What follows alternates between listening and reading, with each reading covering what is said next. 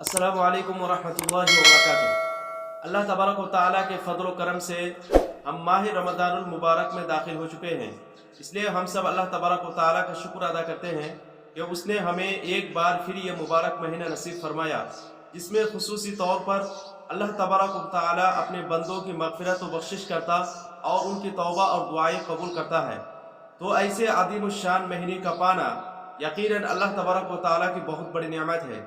आप ज़रा गौर करें कि हमारे कितने रिश्तेदार और कितने दोस्त व अहबाब पिछले साल रमज़ानुल मुबारक में हमारे साथ थे, लेकिन इस रमज़ानुल मुबारक आने से पहले ही वो इस दुनिया से चले गए और उन्हें यह मुबारक महीना नसीब नहीं हुआ। जबकि हमें अल्लाह तबारक व तआला ने ज़िंदगी और तंदुरुस्ती दी और ये मुबारक महीना नसीब फरमाकर हमें एक बार फिर मौका दिया कि हम तमाम गुनाहों से सच्ची तौबा कर लें और अपने खालिक व मालिक अल्लाह तबारक व तआला को राज़ी कर ले। तो क्या ये अल्लाह तबारक व तआला की बहुत बड़ी नेमत नहीं?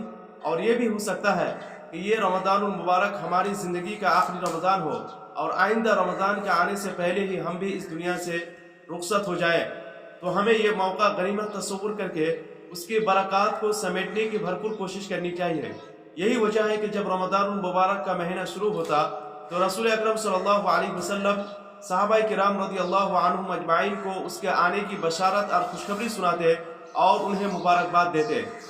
जैसे कि हज़रत अबू हुरैरा रज़ियल्लाहु अन्हु बयान करते हैं कि अल्लाह के रसूल सल्लल्लाहु अलैहि वसल्लम ने फरमाया, अताकुम रमज़ान, तुम्हारे पास रमज़ान का महीना आ चुका है, शहरुल मुबारक, जो कि बाबरकत महीना है। फ़रदल्लाहु अज़्ज़ व जल्ल अलैकुम सियामा, अल्लाह तबारक व तआला ने तुम पर उसके रोज़े फ़र्ज़ किए हैं।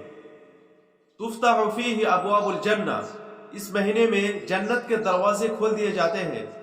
व तुग़लक़ु फीहि अबवाबुल जहीम, और इस महीने में जहन्नम के दरवाजे बंद कर दिए जाते हैं। व तुग़ल्लु फीहि मरदतुश शयातीन, और इस महीने में सरकश शयातीन जकड़ दिए जाते हैं।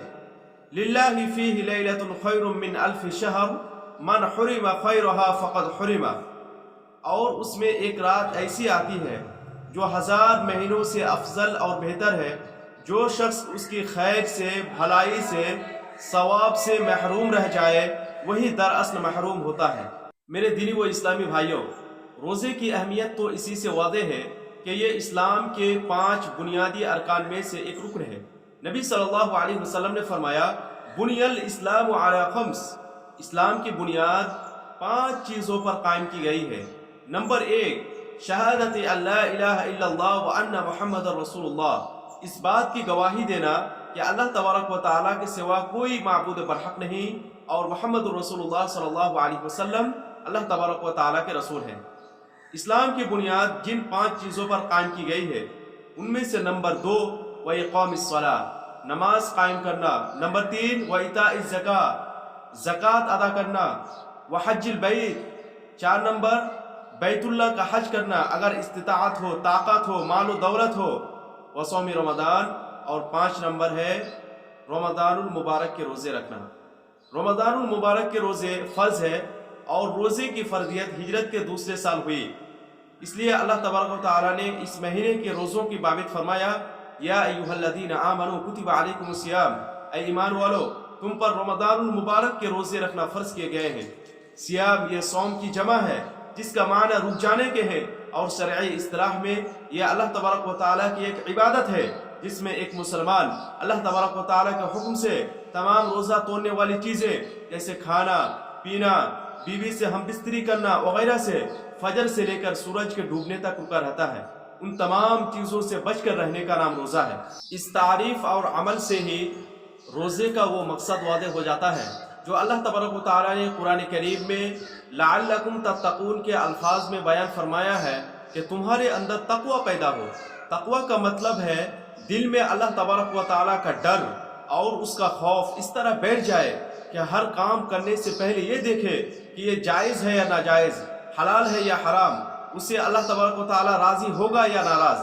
रोज़े से ये तकवा किस तरह हासिल होता है? जब एक मुसलमान रोज़े की हालत में घर के 4 दीवार के अंदर ना उसको कोई देखने वाला होता है और ना उसका कोई मुआखज़ा करने वाला होता है, ना खाता है ना पीता है और ना ही बीवी से अपनी जिनसी ख्वाहिश पूरी करता है, کیوں؟ صرف اس لیے کہ اللہ تبارک و تعالیٰ نے روزے کی حالت میں ان تمام چیزوں سے اسے روک دیا ہے۔